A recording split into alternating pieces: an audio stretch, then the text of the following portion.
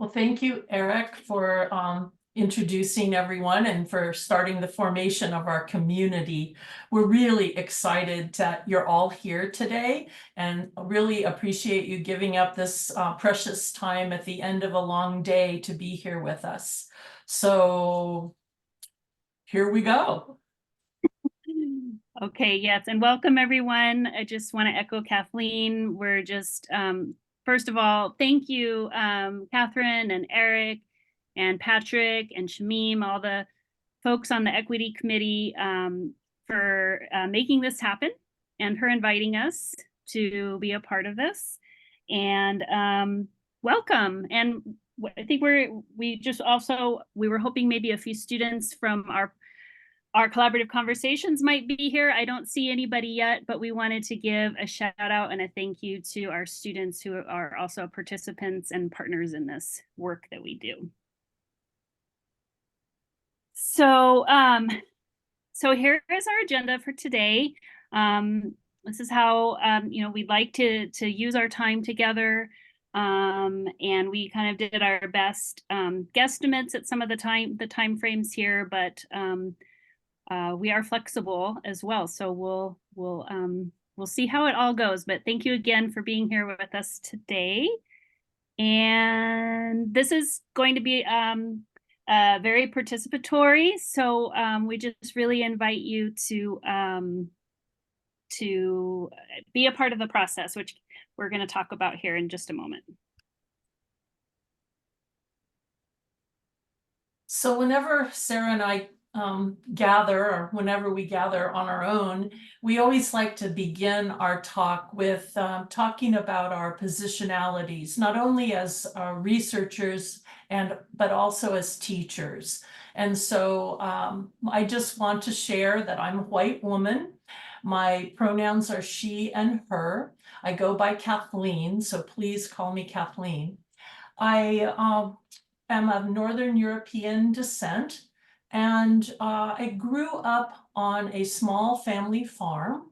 And in that region where the family farm was located, it was a very diverse community with lots of languages being spoken. And so from an early age, I had an interest in language. And so English is my first language, but I spent time studying both in high school and in college and undergraduate work, English and also Spanish. And so my first professional position was as a bilingual kindergarten teacher in Spanish and English. And I can tell you this, my students taught me a lot. And I also just, when I give this positionality talk, I like to think about my mom and dad, that's Carol and Will, and the sacrifices they made to be able to send me to college. And so I always want to give them a shout out for that sacrifice, and also for my undergraduate education at the University of California, Santa Cruz. Go Banana Slugs. And then also I really try to bring that idea of the education that I was allowed by my parents' sacrifice to really help me be mindful about the privilege and the power that education provides. So I try to be really thoughtful about that every time I'm in this position of speaking like we are tonight. And I also just really want to thank from the bottom of my heart my colleague here, Sarah, for doing this work and engaging in this work with me, along with our fabulous students who we see as co-researchers. Sarah? Well, that's a tough act to follow. No, like Kathleen, I just I want to be mindful of thinking about who I am as an educator and a researcher and my background and where I've come from. And as Kathleen said, to think about the power and privilege that my education and my journey and my background has given me to be where I am today. So I'm a white woman. My pronouns are she, her. I come from a blend of working and middle class backgrounds. Um, um, English is my dominant language. I grew up speaking English, but I'm also bilingual. I started learning Spanish in school. Come from a family of teachers. And as an educator, as a bilingual educator, I taught in a dual language program in Phoenix, Arizona for 6 years. And of course, many of you probably know Arizona banned bilingual education in 2000.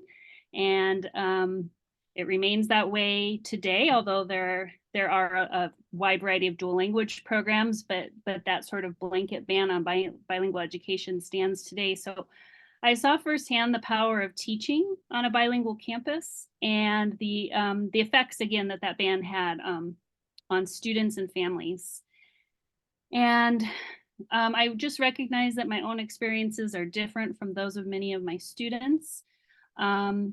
And I can't fully understand my students' experiences, but I strive to listen, learn, appreciate, and be an ally.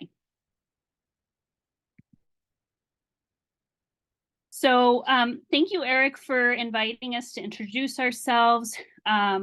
We have planned for you all to introduce yourselves a little bit more fully in the small group work that we're going to do together in just a little while. But we also thought we would invite you all, if you would like to put your name and position and where you're joining us from today in the chat as well. That just helps us remember. And or if you'd like to rename yourself in your Zoom box, you can keep your name, but maybe add where you're joining us from. And then we just kind of wanted to get a sense, I think, well, we have a pretty good sense here, but who here is a teacher or who has been a teacher? We just thought we would invite you all to share if you teach now or have taught in the past. Do we have any principals or assistant principals here today, either in the past or present? Do we have district leaders, past or present, paraeducators, WSU students, WSU faculty? And it sounds like we have some students from across the state. So we were, I apologize if I left your area of the state off. I don't think we heard anybody from Keona-Benton today, but I just want to be sure. Anybody from Keona-Benton or Connell, Othello, Walla Walla? We have someone from Whitworth, Richland, Pasco, Kennewick, and then I know we have folks from Pullman and Vancouver as well, and from Kent. So, yeah. Am I missing anybody, Eric? Whitworth. And Whitworth, yes, and Whitworth. So we've got folks from across the state, which is super, super exciting. Welcome. Okay, so Kathleen and I wanted to just share a little bit about, well, really our journey of how we got to this work that we're doing today that we want to share with you. And it really began with a leader's journey. So our research partnership began with a story. It's the story of a school leader who was also my former principal. His pseudonym is Jim. And, but you do see him here on the slide, and I know he wouldn't mind. Actually, he told me I didn't have to use a pseudonym, but I know he doesn't mind me sharing his picture. So I did my first research at my former school, where I did a case study of how Arizona's, basically how the ban of bilingual education affected the school and the community and what the dual language program meant to the students and families there. But I hadn't really thought about who Jim was as a leader or his journey or really what brought him to his leadership. And so I hadn't written about that. And Kathleen and I, we're sort of hallway mates. She's right across the hallway from me. And she and I had begun striking up, a friendship. We would see each other in the hallway. We would talk and have conversations. And I knew she was, in educational leadership, had been a longtime school leader. And I just started talking to her about Jim and what he had accomplished. And she said, "You've got to write that down. You've got to write that story." And I said, "Well, you have to help me write it." And so that's how we got started, and we collaborated on that piece together. And I've really learned a lot about leadership from Kathleen in the years that we've been working together. And Kathleen, did you want to say the second part there? Sure. And so after writing this article, I began using it in our educational leadership program. And I forgot to say earlier, I work mainly in the principal certification preparation program. And I began using the article with the students, and they absolutely loved the story of Jim. And it was some of our first steps into this idea of what does culturally sustaining, socially just leadership look like. And so I was sharing with Sarah in those hallway conversations that the students were really loving the article. And Sarah and I both teach in Sarah works mainly with the pre-service teachers, and I work with the aspiring school leaders, but we both taught on the same night of the week. And we had an opportunity in our classes to teach about community engagement and family engagement. And we started talking about the outcomes for our students and this use of this article. And from that, hallway collaboration, we came up with this idea of what about if we brought the pre-service teachers together with the aspiring school leaders, who are usually more veteran teachers. And that was sort of the beginning of how the collaborative conversations began. And so what are collaborative conversations? Well, it is a time that we bring both the leader candidates and the teacher candidates together to talk about this idea of what is culturally sustaining, socially just pedagogy. And to be able to bring the groups together, we really focused on creating a specific set of norms and processes, and we're going to share those with you, to create a safe and a very respectful place where we could talk about issues of culturally sustaining, socially just pedagogy. And we also could see there was an opportunity for the pre-service teachers and the aspiring school leaders to learn from each other as they practiced engaging in conversations around these topics. And so we believe that, that this gave them a safe space to practice these kinds of conversations. Oops. Okay. So I just want to tell you a little bit about the research that we have been doing together, and then we are going to practice a collaborative conversation together here today. So we sort of see that we have 4 interconnected research strands. And as Kathleen mentioned, we're really tend to focus on the teacher and leader preparation and the mentorship and co-mentorship that happens when we bring our students together. But often the students also tell each other stories and end up telling us stories through their writing. And so this has been an area that we've really enjoyed learning from our students through. And then we have plans to eventually really think about and write about the self-study and the learning that Kathleen and I have also experienced in doing this work together. So that's on the horizon. So these are the 2 top questions there in crimson are sort of, again, what I mentioned that we sort of focus on more. And then just to give you guys, again, just, I don't want to take too long, but a little bit of background about the research that we're doing. So we are actually, we're in our 5th cohort right now. We've done 4 cohorts starting in spring of 2020. And so each spring term, we do this, and we always video record our whole group conversations, and we transcribe, of course, key video segments. Kathleen and I, we meet almost weekly to debrief And the candidates also write written reflections after each collaborative conversation. So we learn a lot from reading their reflections. And this is just to give you a sense of who's been in our classes and the wonderful array of diversity that we've had in the diversity of students we've had in our classes. And so you can see very diverse group and also a very multilingual group each semester. So that's been really exciting.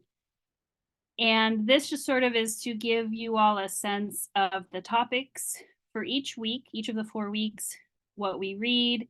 And then that last week, we typically don't read anything new. We come together that last time to reflect sort of collectively across the semester and across the readings.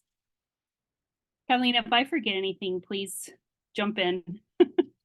And this is just to give you all a picture of what it looks like. This is from our last, well, not our current cohort, but our last cohort. And of course, during the pandemic, we met on Zoom. But we meet on Zoom now anyways, because Kathleen's classes are often cross campus, across the whole university. And so we have students from across the state, just like all of you.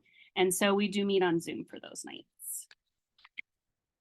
Okay, and Kathleen's going to tell you a little bit about the process and the norms now, and then we're going to actually get started.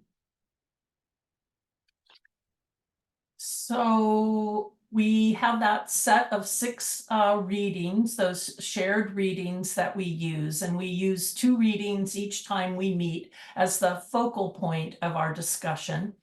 And we take time at the first meeting, we take additional time at that first meeting to really set up our communication norms and to teach about the small group protocols so that everyone knows how the process is going to work. And you're going to get a chance to do that in just a minute.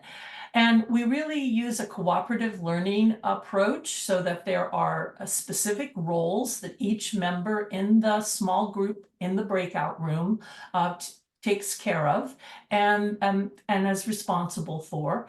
And then we have opportunity to be in small groups so that they can be more robust conversation. And then one of those roles is that the one person reports back to the entire whole group.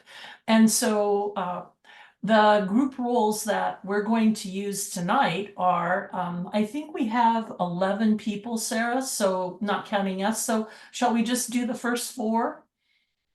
Yes, roles? Okay, so we have a variety. We didn't know how many folks were going to be here tonight, so we always have a few additional roles if the groups are a little larger. But I think we'll try to go into groups of 4 or 5. And when we're in those small groups, there'll be 4 main roles that we'll focus on. And that first role that you see there is the gatekeeper. And the gatekeeper's job is really to make sure that every voice in the small group is heard, that everyone has airtime, and they kind of moderate that everyone contribute, but maybe saying something like, "We haven't heard from you. What were you thinking?" So that everybody gets an opportunity to participate in the conversation. So be thinking about these roles and which one that you're just dying to do. And then the next role is timekeeper. We'll give you a time, and then your role as timekeeper is to keep the whole group apprised and then to be sure you get the work done in the time allotted. And then there is a recorder, and we will embed a Google document that Sarah's created for the recorders to actually record on. That'll be dropped into the chat for you. And so recorders, you take some notes about what is being said in your group, and that can be shared with the reporter who will report back out to the whole group. And usually we ask you to be thoughtful and just share like one highlight, because we want to have time for a robust whole group conversation. And when you share out that one highlight, be sure that you have permission to share anyone's name that shared that with you before sharing it with the whole group. So we want to kind of keep those comments anonymous. And then we're going to go back to the norms. And I think it's really, a key part of the success of the collaborative conversation is taking that time to really clear the air and talk about how are we going to be in community? How are we going to be? And, we can make assumptions that everybody will be nice and everybody will be polite. And sometimes the conversations about topics like this can be full of passion. And so we really want to be thoughtful about how we communicate. And so when we're working with the students and with other groups like tonight, we just want to remind everyone that we want to be kind, we want to be respectful, and we want to be gentle. And we want to be able to hear really deeply. We want to practice very attentive listening, a kind of listening that you could almost repeat back what the person had said. So if you hear something today that kind of gives you an emotional response, that's all right. Feelings are very important. Your feelings matter. And we just want you to think about it when those feelings come up, to take time, pause, and think before you speak. And choose your words really carefully. Choose your words so they can be helpful. And when we're working with the students, we're always talking about this idea of stretching our thinking. And we want to stretch it gently so that we don't break anything. All right. So those are the ways that we present the norms and the group roles. So there you go. Any questions? We'll see. Okay, so just a little bit more previewing, and then we're gonna have you guys practice this. So as we mentioned, we always have shared readings that the students read in advance and then come to class ready to talk about the shared readings. So to practice a conversation with you all tonight, we thought we would pick we've used this before. We picked this reading, Butterflies by Patricia Grace. It's a very short reading. It's about 1 page long. And it has to do with education. So we just felt like it was a good selection for our work together tonight. So I'm going to just preview the process here very quickly. There's going to be 2 ways to access this text. I'm going to drop a link in the chat box, but I'm also going to just display the text on my screen. And then we're going to invite you all to turn your cameras off, and we're going to take 7 minutes so you can read the text, and then maybe just have a very quick stretch break, get up, have a quick drink of water, a cup of, sip of coffee. After 7 minutes, we're going to have you guys come back, and we're going to invite you to talk about the text. So again, just like Kathleen was previewing, we're going to have you use those small group roles. So when you come back, we're going to put you in small groups. Again, we're going to invite you to do some brief introductions. Again, share your professional position if you would like, share your academic program. You'll volunteer for a group role. Please remember the communication norms. And we just wanted to mention that Kathleen and I will each join a group as well. We have 2 groups, so she and I will probably each pick a group, or maybe we'll switch off at some point.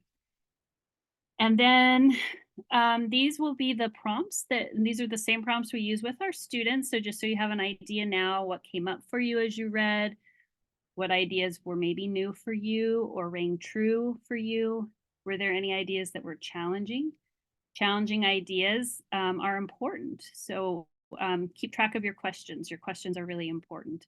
And then what from the shared reading might you be, in other words, is there something from the shared reading that has you thinking about your current context where you're teaching or studying now?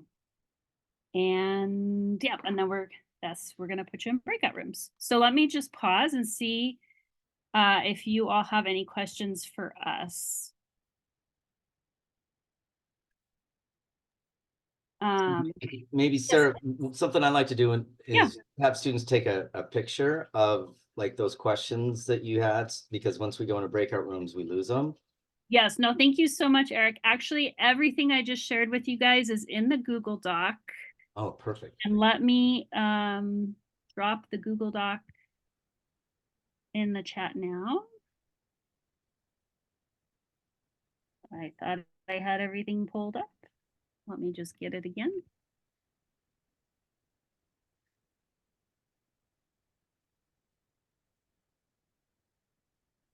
There it is. Okay.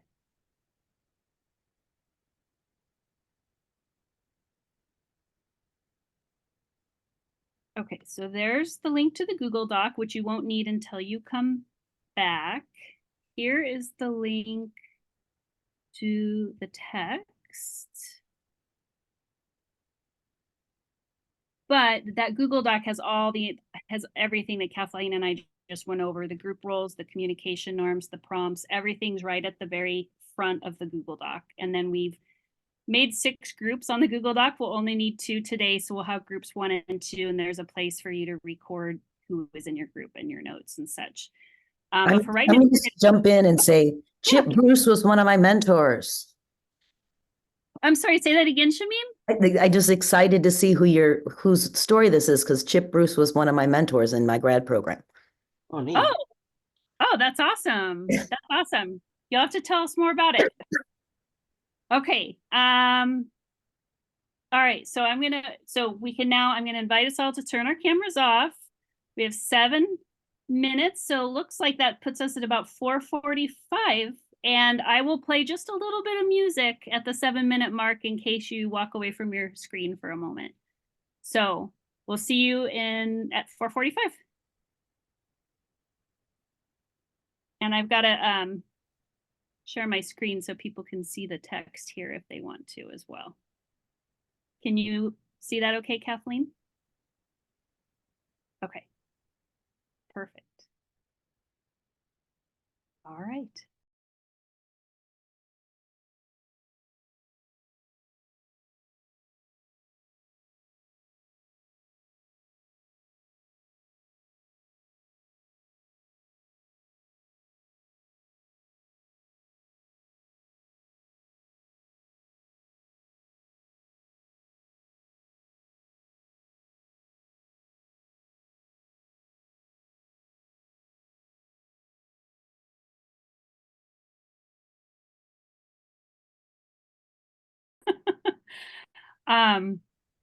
Okay, so hopefully you had enough time to read the story and maybe stretch, get something to drink. So now what we're actually going to do is just invite you all to, we'll have 2 breakout rooms. And again, everything is in the Google Doc, the roles, the norms, the prompts, and we want to give you 20 minutes to talk about this story using those prompts that we gave you. So does anybody have any questions for us before we invite you into breakout rooms? Okay, I will open up 2 breakout rooms right now. And again, Kathleen and I will each be joining you as well. And so we'll plan for, we'll try to give you a reminder a minute or 2 before. We expect you back to the main room for the reporters to report out that one idea in about 20 minutes. Okay, so I just opened the breakout rooms. I'll make sure everybody gets into a room.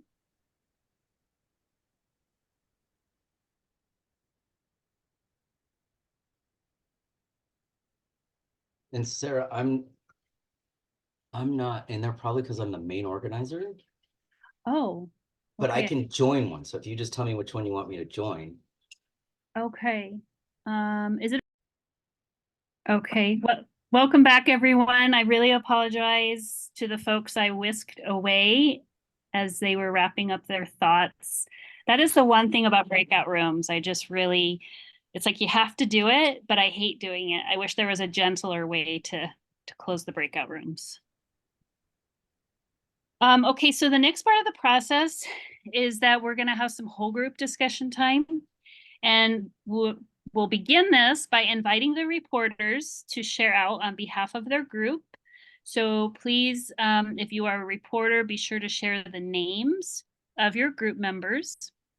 And then please remember to, for now, just share one highlight.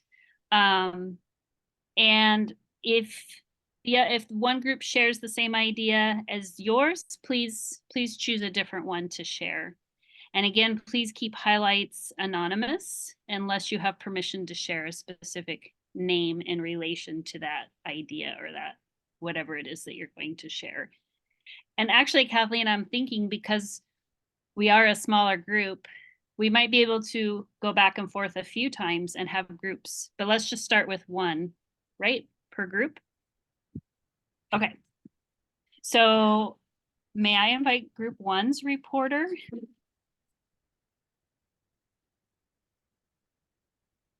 To share out. I think we were group one. Are we group one? Oh, okay. Okay.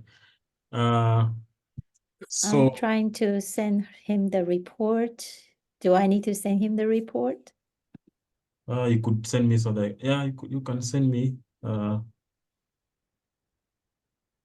give me a second. I had some. Maybe I'll check if I. Okay, It's see. on the chat, and then that's the first half, and then I will send you the other half.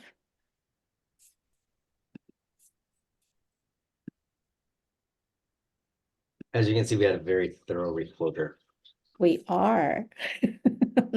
No, you did multiple points. Good. Okay. All right, I sent it out. It's very detailed. Okay. We're good students. So I'll try and summarize and give like a summary of it. So our members were Eric Johnson, Kathleen Cohen, Yichen Cooper, Dee Bastard, and myself, Patrick Ochieng Odhiambo. So we discussed about the connections that the dyadic engagement between a teacher and a student could have. Learning could go both ways. When an instant presents itself, the teacher could learn from the learner, and the learner will also learn from the teacher. That openness to flow of information, it's quite important. And then on the connection between that we drew from the reading, initially, well, we looked at like the connection, for instance, the comment of the teacher and the perspective that the grandparents had. And therefore, the reason why it's important to broaden the conversation, so that possibly even the value of beauty that the butterfly had could be juxtaposed against the experiences others have with the same butterfly. And then we expanded that on the design of a lesson, for instance, and designing a lesson in such a way that students are able to develop an appreciation of the multiplicity of the cultural context or the perspectives that are presented, and even how leadership can be broadened in a way that is more inclusive of and cognizant of the wealth of ideas that they can get from just the community that they have around them. Then we discussed about the connection with the global climate change, possibly with regard to science. And the conversation could start from a simple idea as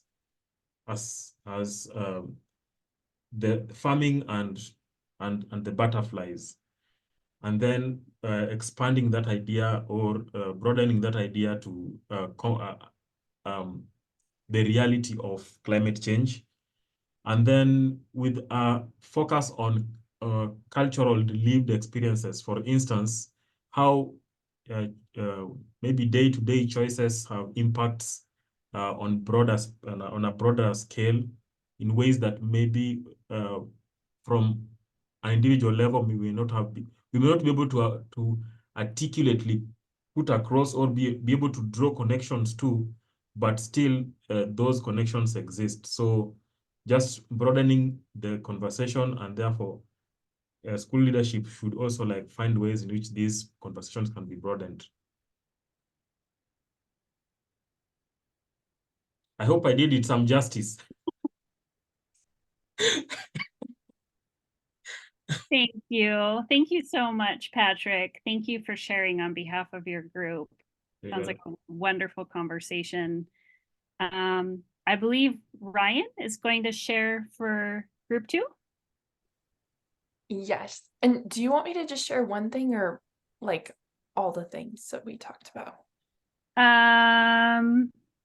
Well, you could share maybe a couple things since we're such a nice small group. I think that would be okay, don't you, Kathleen? Okay. Perfect. That sounds good. So our initial reactions as we were reading, it took a lot of us multiple read throughs to kind of grasp and unpack what the story was talking about, especially in terms of some new language. But a lot of us felt very saddened by the ending of the story, just because the result was not quite what we expected based on the beginning. And so we talked mostly about connections to our practice. And one thing that came up multiple times was that the teacher didn't spend any time asking questions of the granddaughter. So after she saw that the granddaughter wrote a story about killing butterflies, instead of using that as a teaching moment and asking or saying, "Tell me why you killed the butterflies," she immediately turned to her own personal experience and said, "Oh no, butterflies are beautiful." So we just discussed that it's important to take a moment to pause and listen rather than speaking right away. And sometimes that makes us that made us think a little bit more about assumptions that teachers sometimes make, which can happen in any realm of education.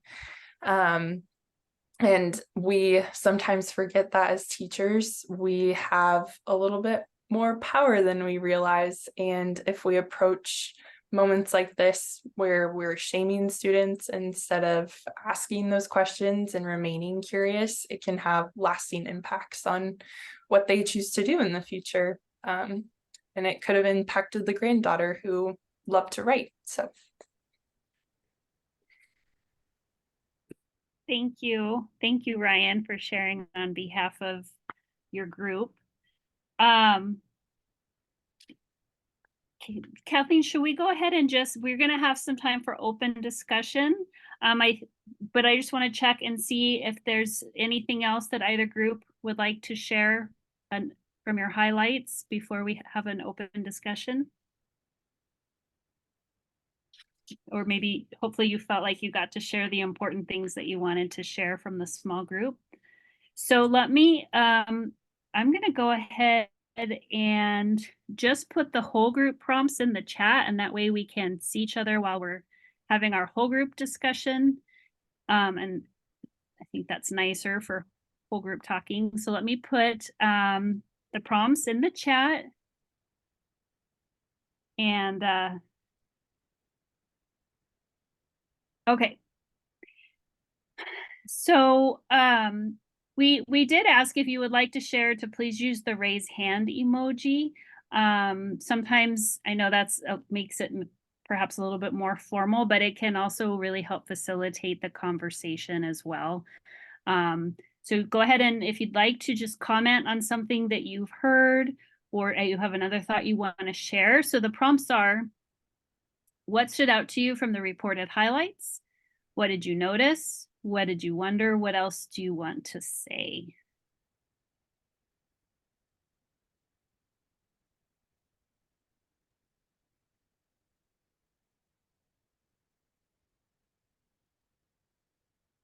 I guess I can start thinking about this. And I mean, we're in teacher prep, and so we're focused on helping teachers, pre-service teachers, understand these issues. The leadership part is really neat to think about too. And I mean, we were fortunate to have Dee, who is a administrator, right? For a big district and a linguistically super diverse district. And what was cool is to hear Ryan's comments too about, you know, how as teachers, you know, that's going to roll forward for her. But I was interested in thinking about, well, how do they don't have to be administrators, any power of leadership, right, within a building or a district, how do they address their own teachers about these things? And are they perpetuating these types of curricular decisions, right? Whether it's how did the elements of a story and it turns into ruining this poor girl's, you know, wonderful story, and how, in your experiences, how the educational leaders, they counter that, right? And how do they help teachers understand that it's broader, and to take what Ryan was saying, the same thing, like an inquiry based, have that conversation. And I don't know how much of that seeped into your conversation, but it was fascinating. I know I've never had an educational leader as a teacher say those kind of things. And so sometimes it's just left up to the agency of the individual teachers. Like, so I thought that was a powerful experience. It was the fastest 20-minute discussion I've ever had. So anyways, I appreciated that connection, Ryan. And are you a graduate student, or are you a pre-service language arts ELA? Oh, I'm undergrad. So see, this is really neat. What kind of exposure to this have you had being prepped in your classes? Not a lot of exposure. Yeah. We at Whitworth are only required to do I think a total of like 4 credits where we discuss other cultures and backgrounds and language development. So, and this would kind of fit within that, but yeah, we haven't been exposed to a lot. So. And well, and that's on us as faculty members to make sure that we're weaving that into all of our courses versus the Holidays and Heroes course. Right? It's like, you know, how do we do that in methods courses? How do you do that in policy courses? So yeah, Whitworth isn't unique in that capacity. Eric, I want to say I really regret that I have to leave. I got to get home to a kiddo, but this is so important and so powerful and so needed.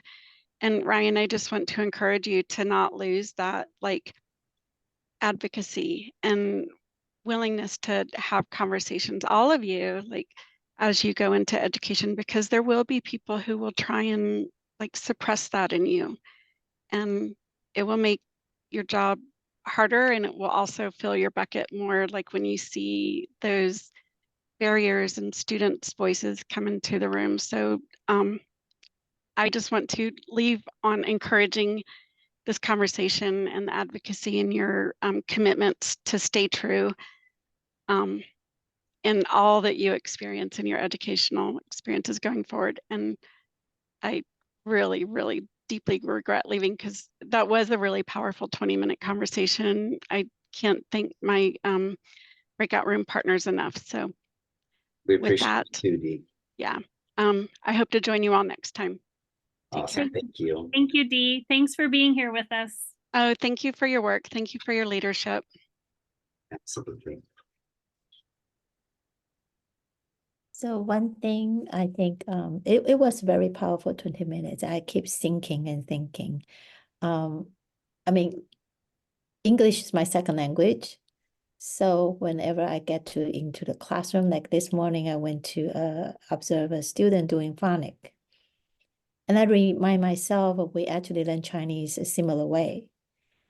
But as my student teach the kinders do the phonics, and I noticed the ELL students having, it's like gradually their culture, their own heritage got removed, got taken over by the dominant phonic. And that it's, I think being an educator is very difficult. I mean, how do you balance preserving the unique cultural heritage, at the same time, you help them to fit in to the mainstream. And I myself struggle too. So I think the butterfly itself, is it what culture are we removing and what culture are we heavily celebrating it? And that's a very tough question to answer. Well, and that was my initial thought, is what's next? Okay, these grandparents, and we didn't get the backstory on why the granddaughter lived with them. Then they prioritize the teacher, right? And that do what she says, do. And then after that, and they're like, oh, it kind of deflates the whole educational process, but then the family perspective. And I thought that was really powerful.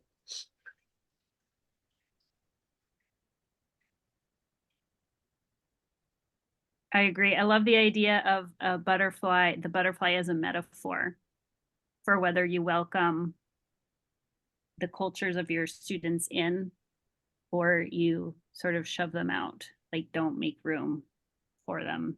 And I do think that it can be very difficult as an educator to figure out how to balance, like you said, balance both. Sarah, so I've got a question. Yeah. Had the word butterfly been human, right? Like, it's me killing all the humans, all the people. Mm-hmm. I mean, what then should the response be? Why was it okay that it was the butterfly? Are we assuming that the Maori culture, I would assume this is a Maori story, given the author's bio, kill butterflies? Or like, what are we to assume from this story besides the fact that that teacher shut the door on that student? And where do you shut the door, right? And that's why I said human. And that's why I said people. Like, is there a place where you don't ask the question, why do all the people die? Why did you kill all the people? But would you ask that question? Because my thought is, why didn't she ask he or she, the teacher, ask the question, tell me about why all the butterflies are dead. Tell me about that. Let's add on to that story. Let's make it more rich. Mm-hmm. Because people may not understand what you're trying to say, and I think you're trying to say something really important, right? So there was a lot of ways that conversation could have kept going rather than been stopped. Mm-hmm. So just to be a wrench in people's thinking, I just wonder, is there a time where we do stop a conversation? To me, that's funny. I was thinking the same, like, what if it had been like dogs? Or something in between. And then how do you respond to that? Right. And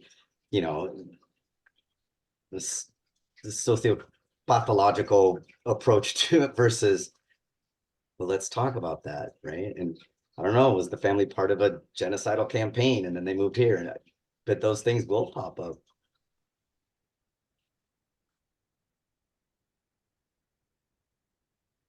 Well, and I mean, I think it's a great question.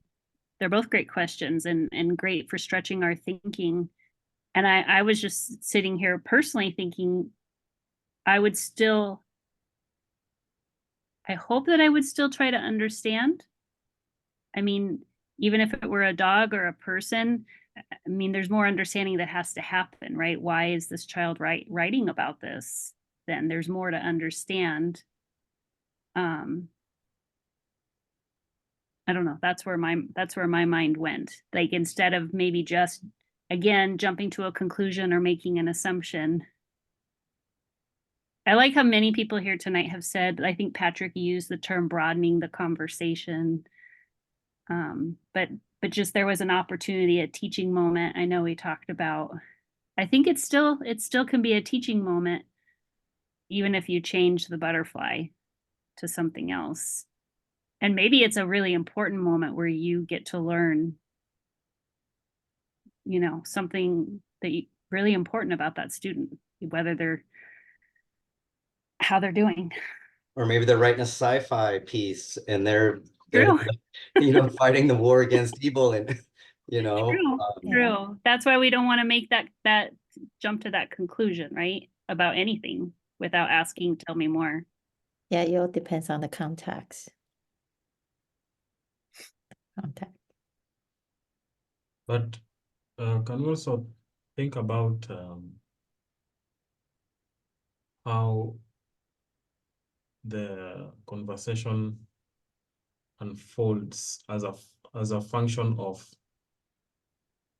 the ability of the teacher to allow it or disallow it, or even the direction that it takes to a large extent. And considering that the teacher is in contact with several students, then it means that there's a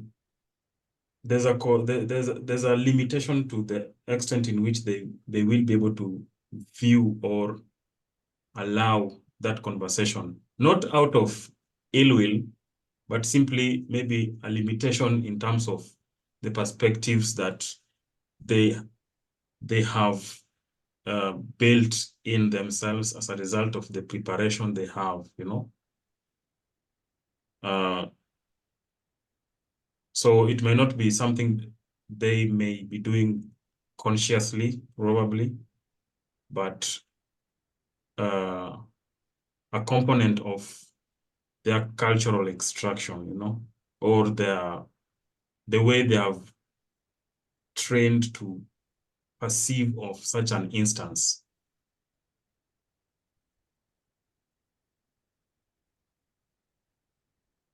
I like that you brought culture in there, Patrick, because I think that might be, for me, the takeaway of the story. That culturally, we have a way of knowing, a way of being, a way of believing about things.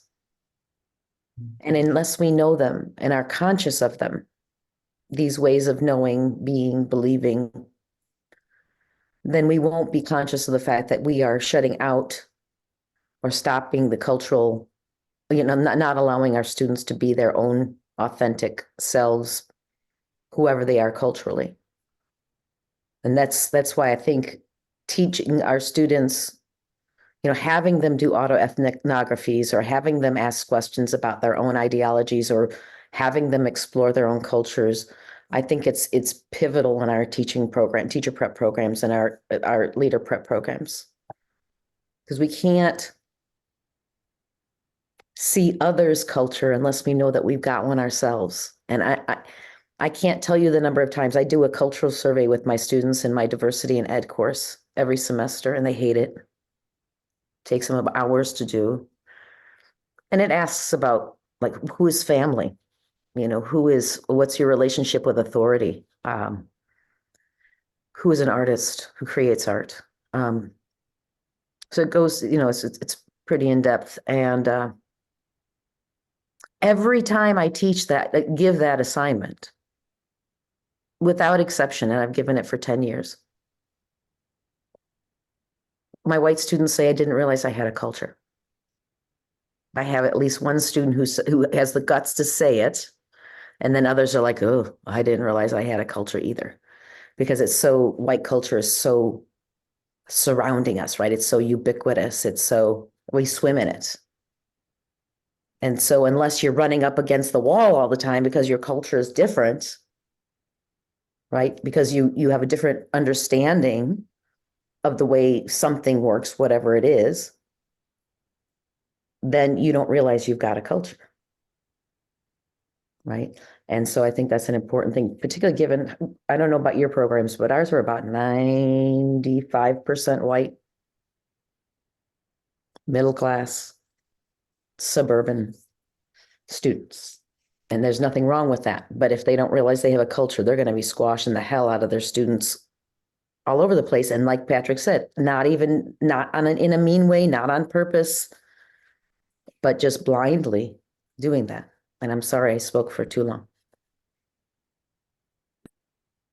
I just wanted to add to your earlier question, Shamim, from the leadership candidate perspective, I think it's really been important for the leader candidates to hear how the beginning teachers, the more pre-service novice teachers are struggling to even want to voice their concerns. And so one of the pieces that I feel has been important is that the leader candidates get to hear how sometimes their role, their future role as a principal can stop the conversation. And so, I really think that one of, using your idea, Shamim, of being a person, and then someone else added in a dog. It was this idea of, that the leader candidates really need to think about how they would handle that if the teacher came to them to say, we have a student writing a story about X, And so I think that the piece that I'm thinking about in this moment is how those conversations can happen, and that they're important conversations to have now. And hopefully the collaborative conversations give both the novice teacher and the novice administrator a place to practice that. What's interesting is so I don't allow my students to use the hungry caterpillar story, not because of this story, but just because it's like this Bible of early literature, that every student thinks is the best. But it would be really neat to have a group talk about that book. And it could take 3 minutes to read, and then this, and see how easy it is for assumptions to escalate, right? Versus saying, well, the hungry caterpillar is about metamorphosis, and it's the scientific process of metamorphosis. And then afterwards, that butterfly then can become a predator, right, to other things. And so I'm going to use this story. This is really cool. Like when they say, why can't we? Well, butterflies might not be the best thing for some people. And you got to realize it just because it's in these pretty pages. Hey, what are you teaching? You teaching the cultural value of beauty and aesthetics and, based on a butterfly, or metamorphosis. And we mentioned that in our discussion about, well, what state are you teaching to a standard? And then how do your cultural values and assumptions seep into that? That's why I thought Patrick's point about, global warming and all that was really neat, because you can expand it to, man, there are political views on that. There are cultural realities based on that, and have the students challenge, right? What are the underlying assumptions here? Well, let's look at it. And, what are we really trying to teach? So yeah, Patrick, that was a really neat comment, man, a connection you made.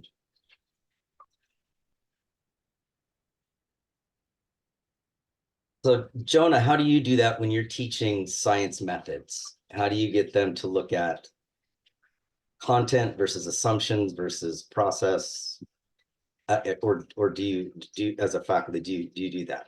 No, I have and actually I think when I first did this, I talked to you about it initially in science, and in I have them go through a series of pictures that are both familiar and non-familiar, and have them describe. So I have that one student faces the screen, and the other student faces away, and I have them describe the picture but I ban certain words. Like you can't use certain terms. So I start with like I think I have a whirling dervish as one of them. And then I have them try to describe, but they can't use whirling or dervish. So in reality, most of them don't know what a whirling dervish is.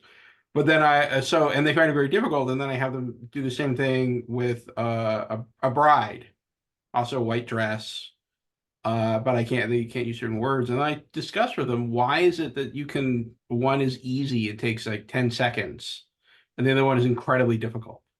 And what does that mean about your culture? What is a touchstone in your supposed you don't have culture, but there are all these touchstones you have. And so I go through a variety of those back and forth. I think I start with a punk rocker. And then I also have like Roger Rabbit.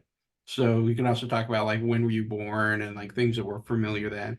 And I end up with Dr. Newcomer as an image, and you can't use her name in it. And half of them who had her as a class like, oh, and half of them don't. So, but it's an interesting discussion. And then I have them describe their own culture. And I send it to science because I talk a lot about, wait a second, when we talk about the nature of science, we have to talk about the idea that there's a lot that is culturally embedded in how we do science, how we think about science, what we value and don't value in science in terms of things like inference and observation.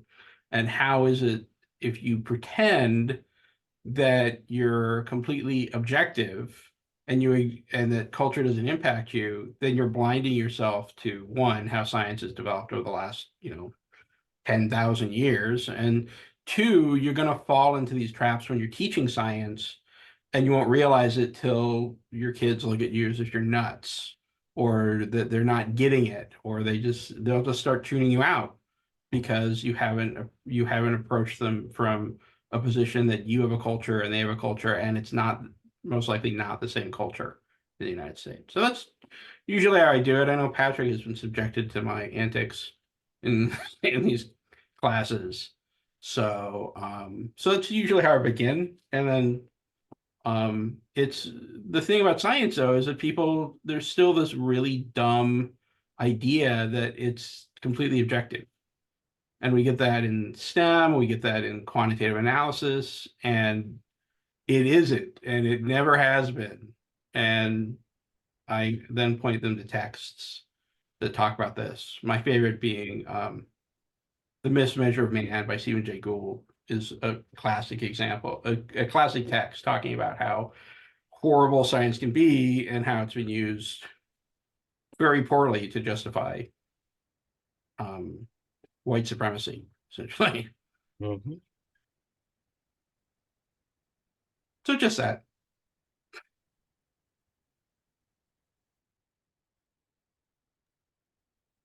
So our time is winding down. I just want to make sure if there's anything else you'd like to say or anything else you'd like to add to our whole group discussion, please do so. Yeah. One image keep popping into my mind is that after reading it, and then we exchange the word butterfly to something else. Is that my culture is my heritage. You may not understand the story behind it. So in our wedding, even though it's a Western wedding, we are not supposed to receive gifts related to clock, especially with your name, how to say, engraved on the clock. But apparently it's a popular gift that Westerners give it to the newlywed as the timeless love that's sealed in the clock. So I receive the clock on my wedding day. And when I open the gift with the clock, my parents' face, really froze and don't know how to react. They have language barrier, but they see the clock with my name and my husband's name engraved on it. So immediately they took away the clock. They used a wrap bag to conceal it and then give it blessing, and they toss it out. And that's a thing is that culture itself is so complex. The killing of the butterfly itself has so many layers of stories that the teacher did not do the job to talk about, but at the same time, omitting the existing culture that could be blossoming in the classroom. And we like to see what we like to see. We do whatever we're told to do. We teach things that are supposed to be right and beautiful, but at the meantime, it may not be beautiful. It may not be culturally appropriate for some. So yeah, hopefully my marriage will last. It's been 20 years, but hopefully it's still going with it.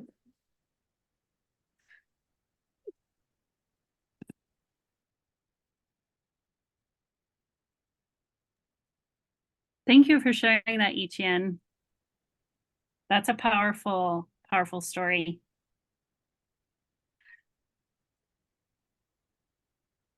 Thanks to Shamim. I just was responding to your comment in the chat. I'm so glad that you're enjoying that. I am thoroughly enjoying this conversation that we're all having right now.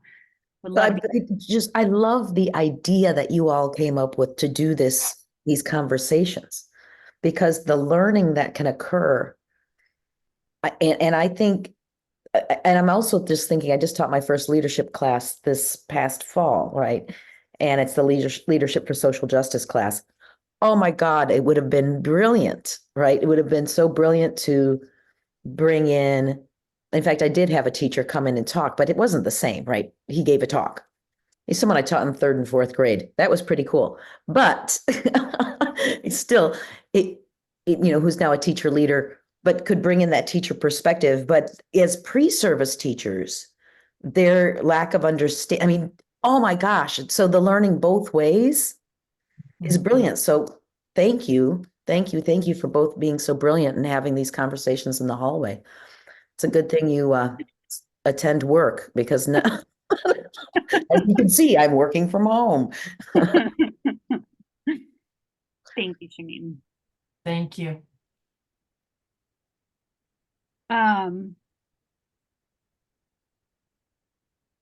Process-wise, Kathleen, what are you thinking here?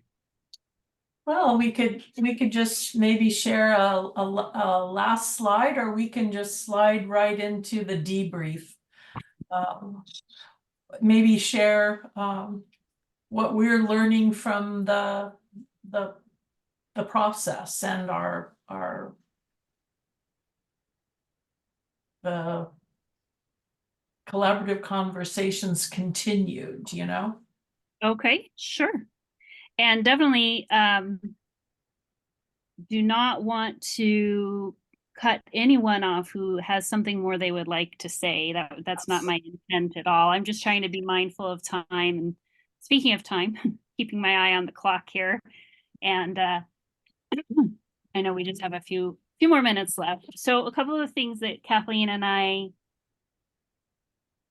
were wanting to share with you all is just, as Kathleen said, what we're learning. It's a good segue. Thank you, Shamim, since you were commenting on the conversations. What we've been learning from our collaborative conversations, and so you can see here, let me put it back in presenter mode. Kathleen, you were going to talk about this slide. Sure.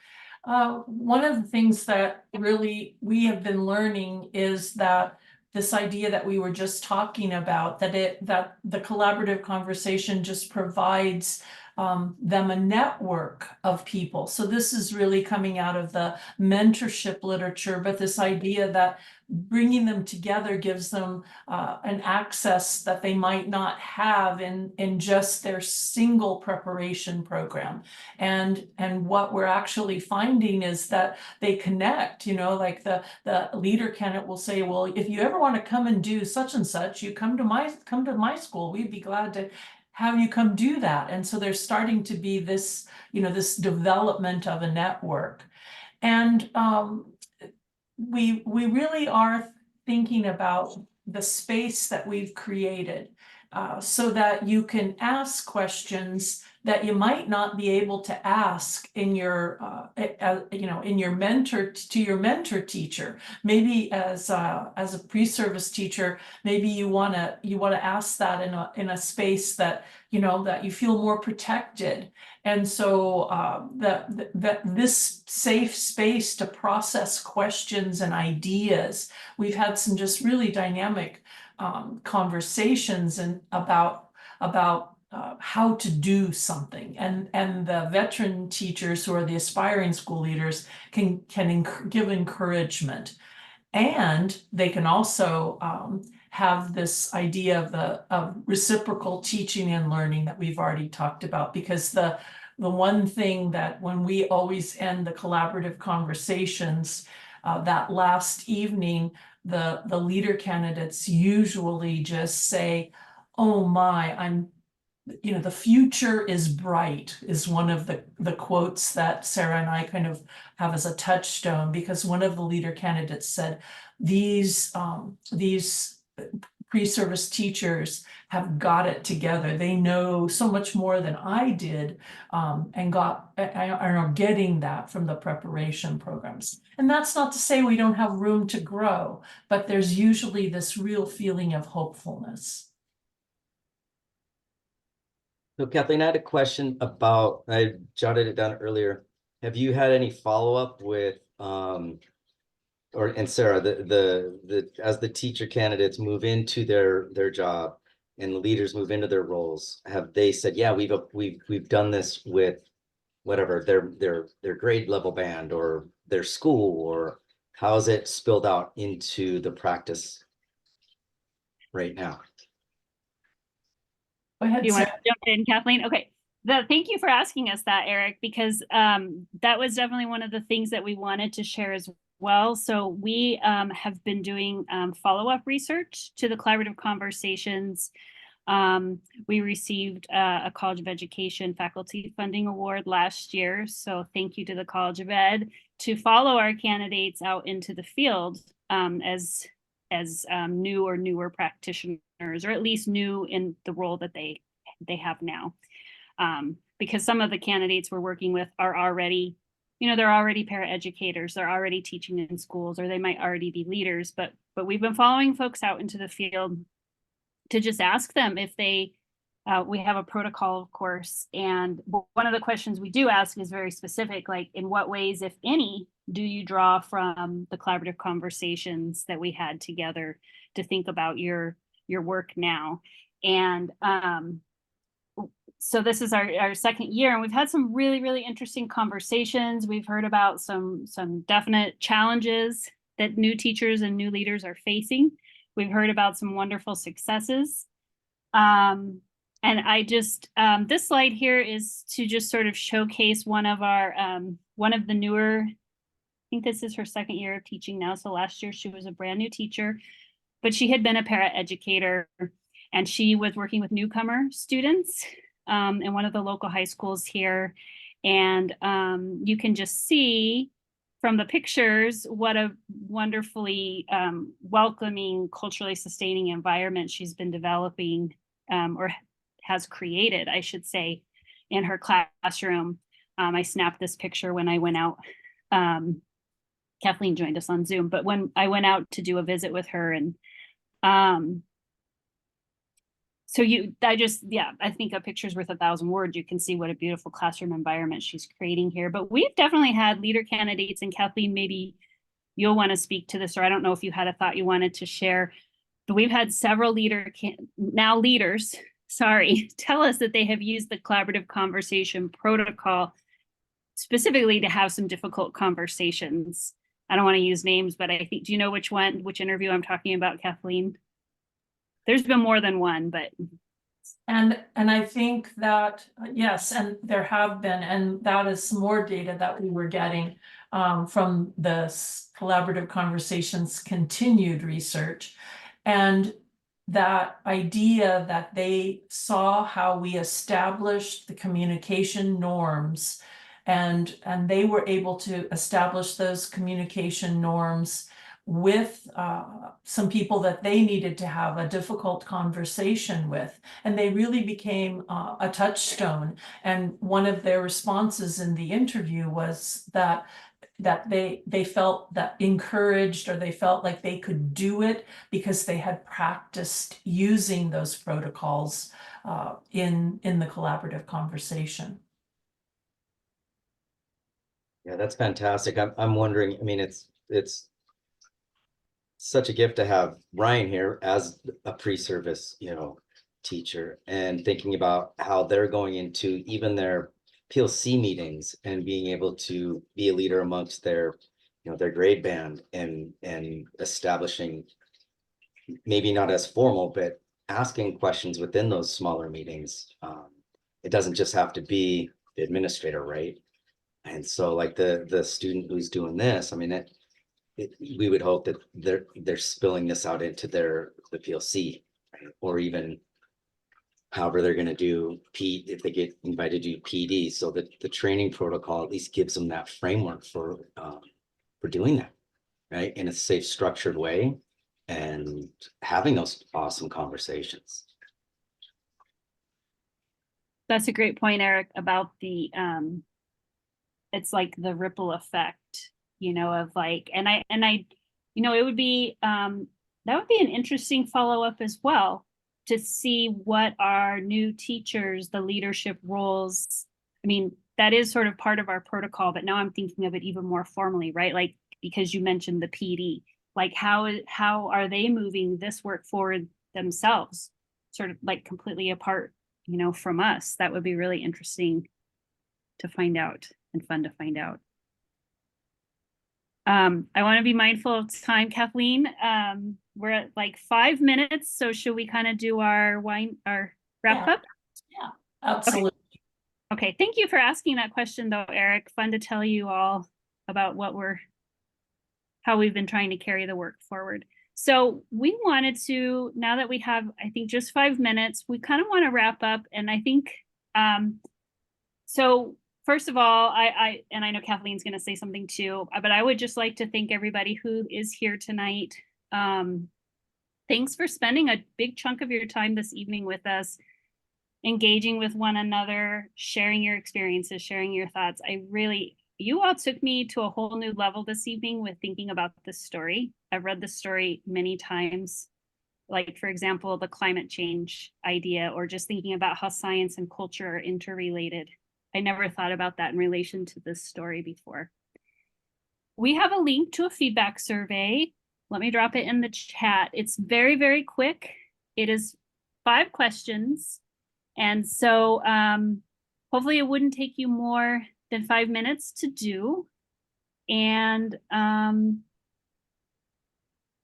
going to drop that link in the chat here in just a moment. And then we would just invite you all, if you would like to give us some feedback. That just helps Kathleen and I grow and make this better next time we do it. And so again, if you, the five short questions, if you would like to take that survey and offer us some feedback. One of the things that I really stress with our leader candidates is this idea that leaders ask for feedback. And so I really am trying in this moment with Sarah we're trying to model that we really want your feedback. And we don't want to take all of, much of your time, but we welcome your feedback. And we, if you want to put your name on the feedback form and you have some other questions or other information that we could communicate with you about, we're very happy to do that. And again, I just so appreciated you gifting us with this time, your precious time, to have this conversation and to give the collaborative conversation process a try, and think about into the future how you might use it in those those PLC meetings, as Eric suggested, or in faculty meetings, or how the protocols and processes could work to continue the conversation about culturally sustaining, socially just pedagogy. Thank you very much. Back to you, I think, Sarah or Eric. I think back to you, Eric. Okay,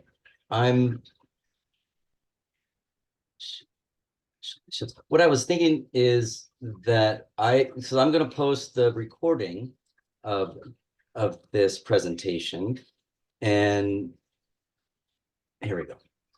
Well, I'll share my screen so you can see. And Ryan, feel free to share this with your professors or whatever. But so I'll put the website in the chat. Lots of links tonight, right?